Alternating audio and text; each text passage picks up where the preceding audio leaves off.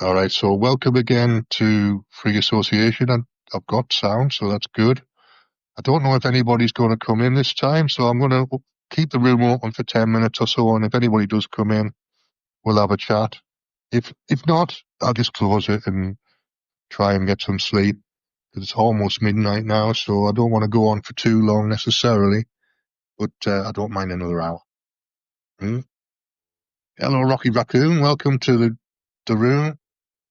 We were talking about the definition of evil, if it even exists. So if you want to jump on and have a conversation about that, you're welcome to. Otherwise, we can talk about anything you like, really. How you doing, Dennis? I'm all right. I'm too. I'm losing your volume. I don't know why. I was That, just saying, button. I think I've lost my signal. I don't know. Try again. Okay, All right, try again. Check 1, 2. that's better. Yeah, I remember speaking to you a couple of years ago.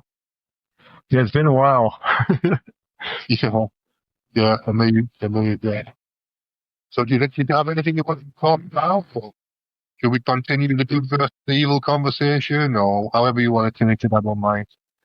Well, let's talk about the good and evil retrospective she put out there a few minutes ago. No, that's something that is ingrained in people by cultures. Okay, because you have people doing evil stuff all the time and everywhere around the world, and most people don't think about it. They just continue on without even realizing what they're doing because they were raised that way. And some people do it on because they can, you know. But to get down to good and evil in people, it's kind of hard for some people to understand what evil actually represents. It represents a mainstay in their thinking ability. They think that no matter what they do, they don't have a problem with it. They'll just do it anyway and they won't worry about it because they were trained that way. Yeah, so I mean, this definition of evil is raccoon. Well, my definition of evil is doing something that you normally wouldn't see done anywhere. People have a tendency to look at evil as something that is ungodly. Okay. Because God is supposed to be good. Okay. And that's established. But some people have no recollection of how things are supposed to be because of the way they've been raised.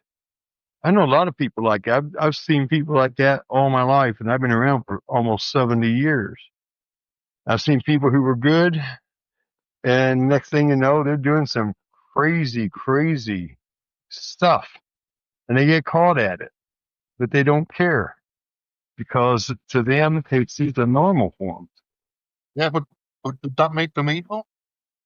It doesn't make anybody really evil unless they continue to, to do the same thing over and over again, knowing that it's wrong, but something inside them tells them it's okay.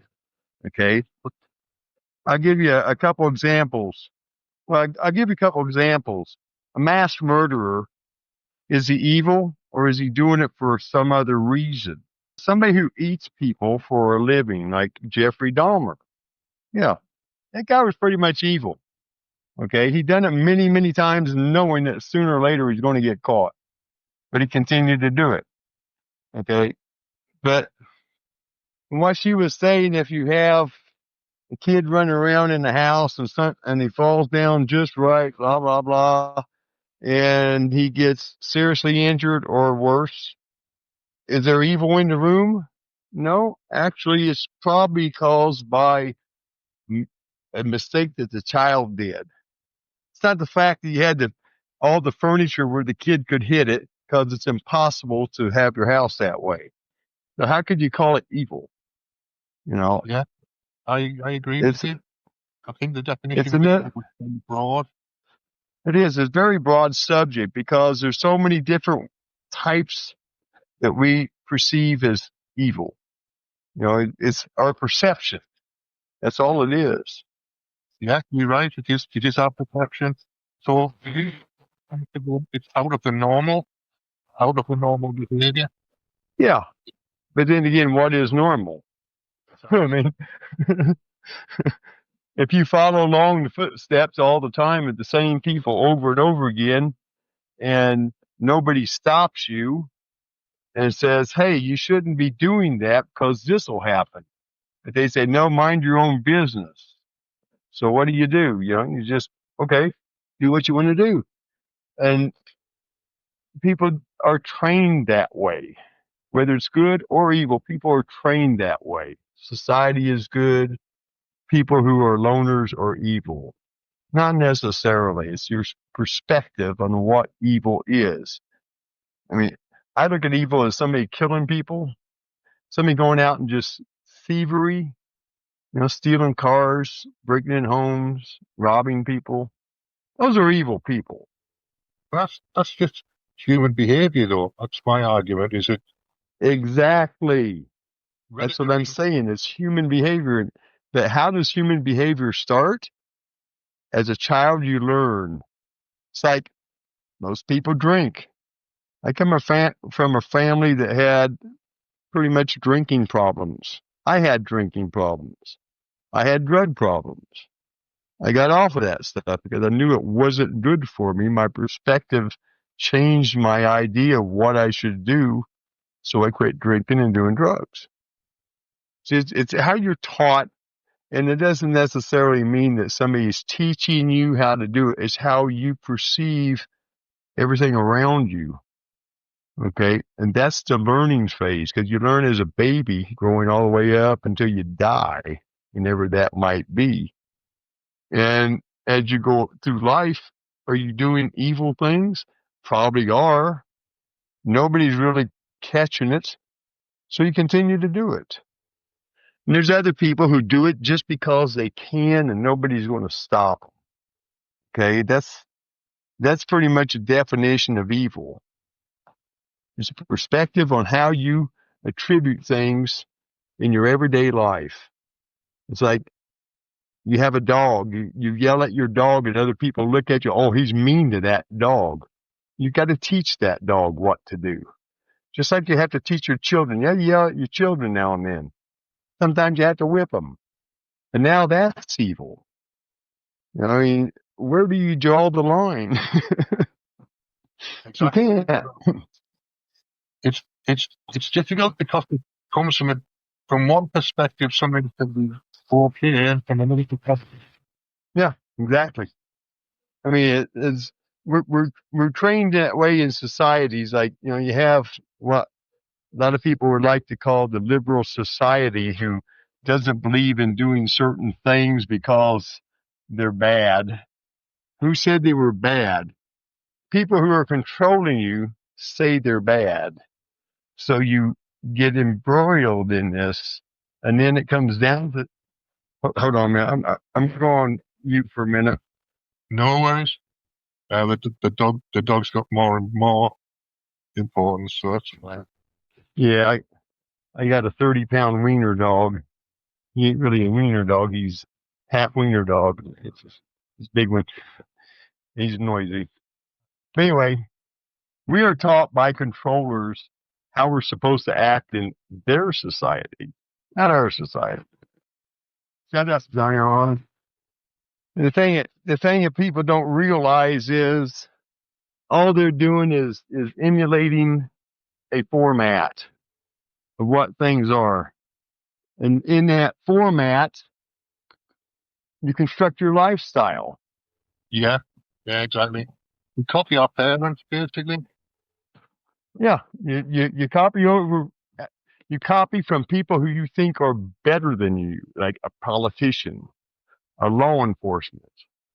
They're just as wrong as you are, and they probably do more evil stuff than you would ever think of doing, and wouldn't even think that they're doing it because you look up to them. And we do that as a religion, and I'm using this word religion as a context. We revile so much that we can't understand what we're worshiping, like entertainers and sports figures and politicians and doctor, lawyer, because we think they're smarter than us. So we perceive what they're doing and think, oh, these people are great. Look how they're doing. They're rich, they're famous, or all this other stuff. And I want to be that way. And that sometimes causes people to do crazy stuff that we would consider to be evil, because what they look up to does the same thing. So it's okay until you get caught. Yeah, well, there's some places where, I don't know, I'll pick an extreme example. There's some places where cannibalism is normal. Yeah. In most of the rest of the world, it isn't normal. But there are still Yeah. people that can. So if your definition of evil is something that's outside of normal behavior, It's outside your society, your culture. it depends where you live. Yeah. Yeah. Just like I've been to Korea. I've eaten dog and I've eaten cat. I've eaten rat. These things that a lot of people wouldn't. And people do that, and when somebody sees it from outside that culture, goes, "Oh my God, how could they do that? Gee, that's nasty. How can they?" And it's like it's their culture. You have to learn other people's culture to be able to distinguish whether they're good or bad. Different things.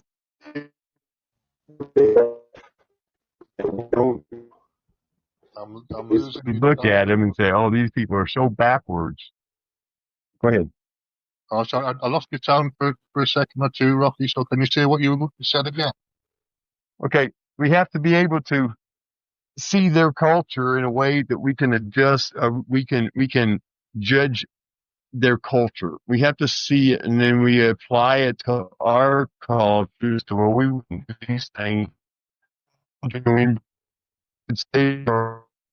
Well, yeah, third world countries in the Stone Age most of the time, with the average. You're going a bit robotic. I'm sorry, mate. I can't make out what you're saying. You're only getting one sentence in every couple of minutes. My phone just switched over to 5G on me. Hold on a minute. Let me see if I can screw this up. Can you hear me now? Yeah, I can. Yeah. Yeah. My phone switches from 4G to 5G, and it screws up my reception and broadcasting. Anyway, we have to understand the cultures in order to judge the cultures. You have to understand the dirty word, because when you see most people in the third world country live in a Stone Age, they live in grass huts or whatever they could afford to build, or build without being able to spend money they don't have. They're not going to find somebody to loan them money to build a marvelous house. They're going to build a shelter. And most people who whine about that stuff, they don't understand that these people are actually happier. And I say that tremendously because I've seen these places. People are happier. They'll come up and shake your hand. They'll invite you to eat dinner with them. They'll give you the shirt off their back, and they ain't got much. Yeah, absolutely. And we are taught to take. Don't give anything away, because you just feed the animal. Okay, you're just feeding somebody who's going to keep coming back to you, and that's not necessarily true. Yeah, well, I had a friend of mine was doing a job where he was visiting refugees at one point. I went with him to see some Afghan refugees, and they insisted on feeding me, even though they were sleeping. They were alternating in the beds and doing shift. So Yeah, they had 6 people in a 2-bedroom house or whatever, and they yeah, insisted on giving me food. They wouldn't let me leave without feeding me. yeah, because that's their cost. Their custom is you feed their visitors. Yeah, they value hospitality massively. Yeah, yeah. I've been to Korea, and I've been into some of the little farm towns and stuff, which were like a group of buildings, and everybody working rice paddies, and they were just so happy to see us and everything. And we tried to give them stuff, and they didn't want to give us any. They didn't want to take anything from us. They wanted to give us everything. And, it's shocking when you first see it, that most people just kid about it. Some people don't pay any attention about it. And some people try to put it down that these people know more about hospitality than they do, you know. Absolutely. Absolutely. I always tell people, your worst or your best friend in the world out of all the friends you have, your best friend in the world will be there when you're at your lowest point in your life. Everybody else will just not pay attention to you. They say, oh, I ain't got time for us. I don't want this drama or whatever, and your best friend will stay with you through the worst, and then they'll all come back around you when you get out of the dump, and like being rich. You got a ton of friends when you're rich, but if you go broke, man, Yeah, I know what you you may have one or two. That's our society, man. That's how the Western world is in most places. I'm not saying all places, but most places. They worry about frivolous crap. And they don't look at the real, and if they can't put a description on it, they call it bad or evil. Yeah, that's true. It's given something to pinpoint. Now they label everything as a virus. Yeah. But I just think, Well, you know what the term virus means? Virus is Latin. Okay. The Latin meaning for virus means snake venom. toxin. Well, snake venom, poison, Yeah, toxin, comes from a snake. yeah, They just put out what I was telling people 3 years ago. They put snake venom in the goddamn vaccine, a neurotoxin. yeah, People are having strokes, have myocarditis, and all this other crap. yeah. Government means to control man at all costs. Can't control them, we'll annihilate them and bring people in. If we can't control their neighbors, we'll go over and kick their butts, and then we'll move in and take over their country. And you see it all over the world. I mean, here in my country, everybody said, well, the Indians had this land first.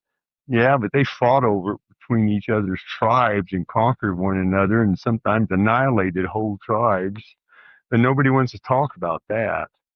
And then white man came over here and done the same thing. The only problem was white man had guns. They had bow and arrows and Yeah, spears.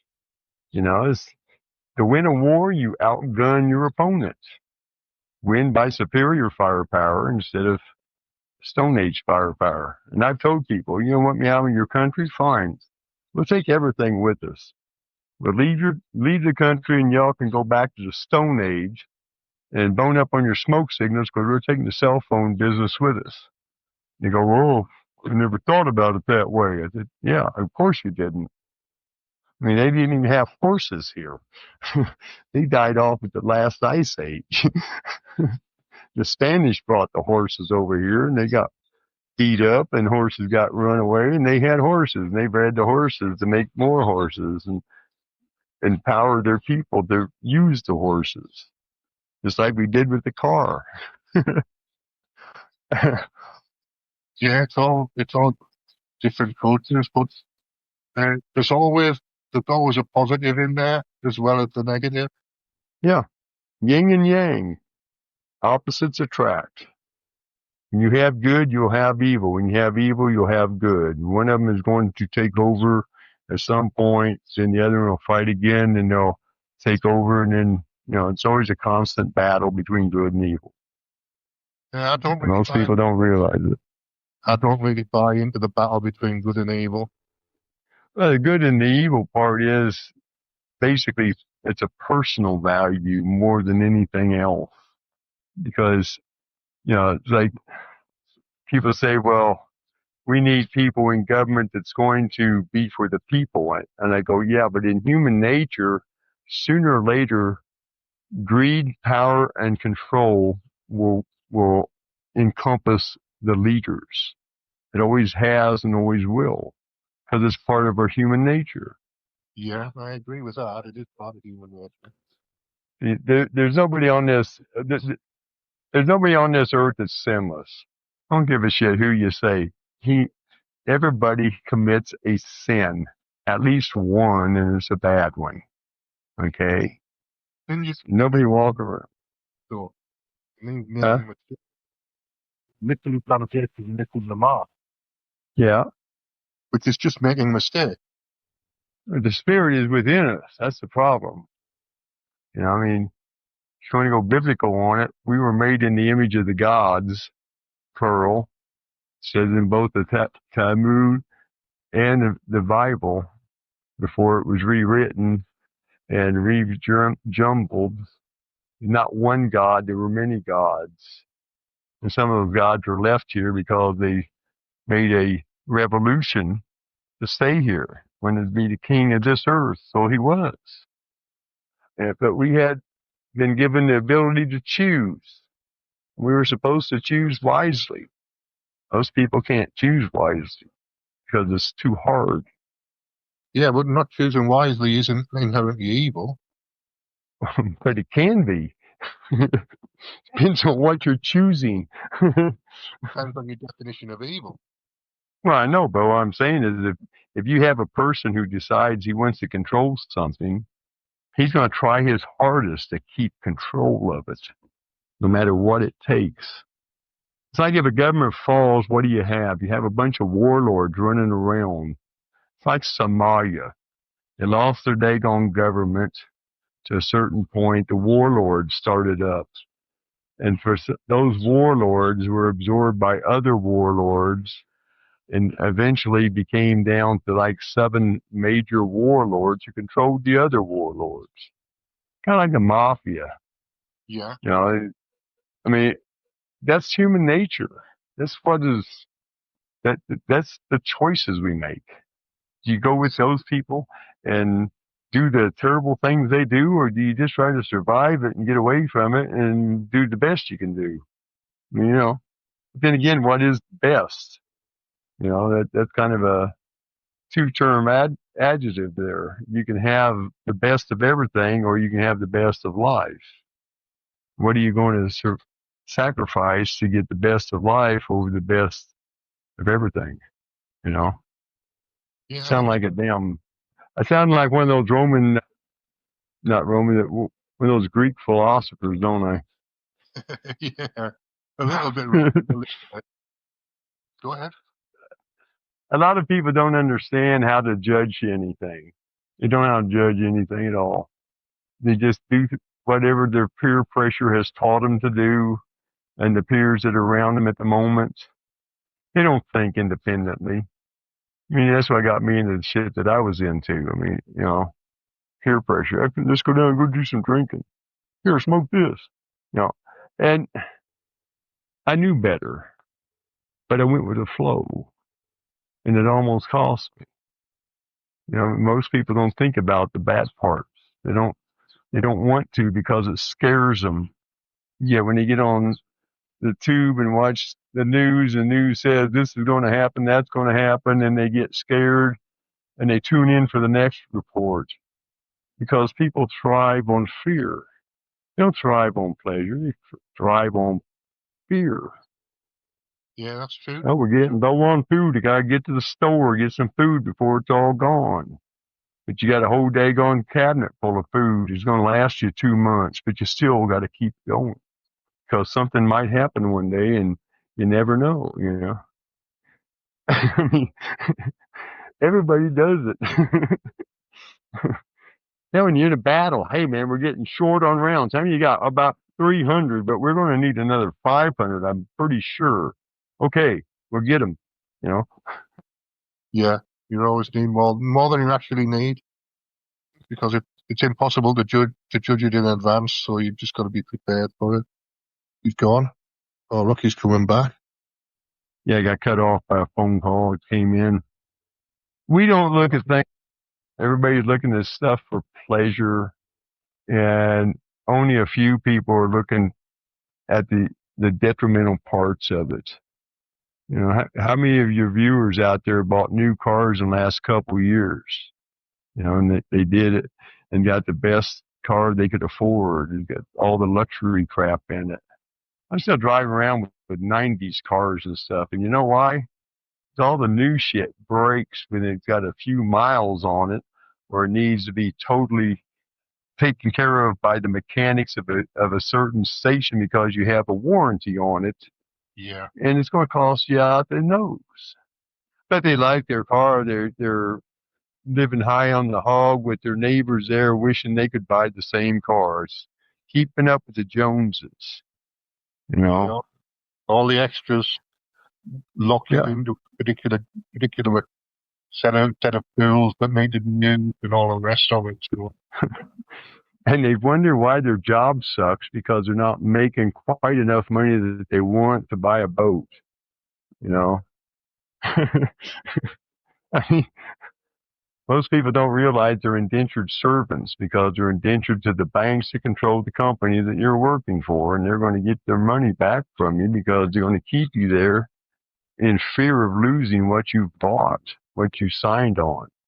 You know, and it's crazy. And the average right now, there's $7 trillion worth of goddamn credit card debt in the United States. That's the deficit of credit card. That crazy? The problem of it is some people don't have any jobs and they're using credit cards, pay for food because they don't have any money to buy it with. yeah, it's difficult. Is that good or is that evil? If somebody has to pay the debt. What about if it's neither good nor evil? It's just the situation as it is. Well, it depends on what you mean by the situation as it is, because it was controlled by the government. Government controlled inflation.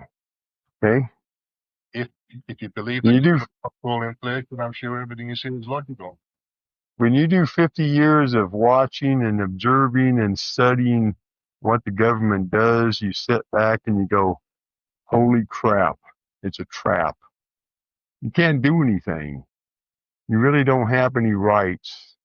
Our Constitution gives us certain rights, but the governments continue to, even at the local level, to bully you away from your rights. They get sued. Yeah, good. But who pays the damn bill? The taxpayer.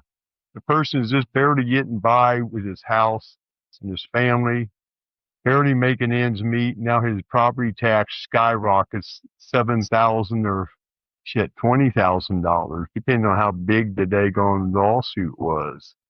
The government's not paying the shit. The taxpayers are paying it. I would argue that the government controlled by large corporate business anyway. Of course they are, because they're borrowing like a bunch of drunken sailors. The only difference is drunken sailors get to a certain point, they can't borrow anymore. Because everybody's broke. If they keep borrowing, that's why we're 37 trillion in the hole. And most of it wasn't borrowed for our country. It was borrowed to make friends with. And most of those friends don't even like the United States. They hate us. So let's let them hate us for free and not give them any more money. But people say, "Oh, that would be terrible. People will starve to death." You think they're getting a dime of that money? No, they're not. The daggone controllers are getting the money, and that's what they're using to build their militaries with, build their lifestyles with. You know, I mean, it's all a big ruse. It's a scam. So there's no way of getting away from it without having a total collapse, because you got to get rid of the people who are doing it. You got to take them out of the scenario. Our Congress says, "Yeah, we're going to go another $4 trillion this year." And it's like, wait a minute. You guys know that's not good for us. You know, get those people out of office, put in people who understand stuff. Some people who have ran a business, you know, or in higher areas of businesses where they've done things that allow them to understand how a corporation works, because the United States is a corporation. It's not a country, it's a corporation. And everybody there is everybody in our country, except for politicians, are non-paid corporate members. We are collateral. Our money pays their debt that they're acquiring in our name. And that's the way almost all the governments are. I mean, it's going to be a great reset, and people don't realize it. And everybody's worried about the small shit. You got to be worrying about the big stuff too. What happens if England decides that they're going to do this, and then all of a sudden it starts tearing the daggone country apart? But you can't do much about it. They took your damn weapons away from you. You can't even carry a pocket knife, So you're at the mercy of whoever's in charge. In the United States, in our Constitution, we have the right to overthrow a totalitarian government that is different from our American way of life by the Constitution, not by today's Sodom and Gomorrah. That's what we are. We're Sodom and Gomorrah. Germany was Sodom and Gomorrah before World War II, and we knocked them out. Now we're the same thing they were. We're broke. Germany was broke. Took a great reset, bring them back up to be the industrial capital of the world. Yeah. I mean, It take war to do that. well, it take war, it take famine, it take disease, take everything nobody's watching to start wiping people out. I mean, our power grid is so damn antiquated, they don't even have spare parts for it to mount them much. If our whole entire electrical grid system went down in 6 months, maybe 10% of people still be around. And you think, how could that happen with 360 million people? Really easy. Most of them don't know how to do shit without electricity. You can't cook on your stove because the pump bringing your natural gas down to your house, it's electric too. And at some point, they're going to run out of fuel to run that pump. And then it'll come down to priorities. Everything will be taken as priorities, just like World War II was. Here in the United States, you got a ration card. You can only get 4 gallons of gas. Of course, back then, most cars ran on 50 gallons or 50 miles a gallon. Now people are worried about how they're going to be able to charge your electric cars. Bill Gates is trying to dim the lights so we can't use the solar panels. Everybody bought into the solar panel bullshit. 10-year solar panel. Comes back to making choices. Comes back to education. It does, you're right. Right, I'm going to wrap up at this point, Rocky, but it's been a pleasure. Okay. Well, thanks for having me on, and I'll keep an eye out for you. I've been kind of busy here the last 2 years, running back and forth, and sometimes I get a little bit of time, but most of the time I don't. Well, But I tend to be here take on a care. Saturday, so you're very welcome on a Saturday or any other time you see me. All right. Thank you. Cheers, man. I'm going to close this down now, so I'll catch you all again another time. It's midnight here now, so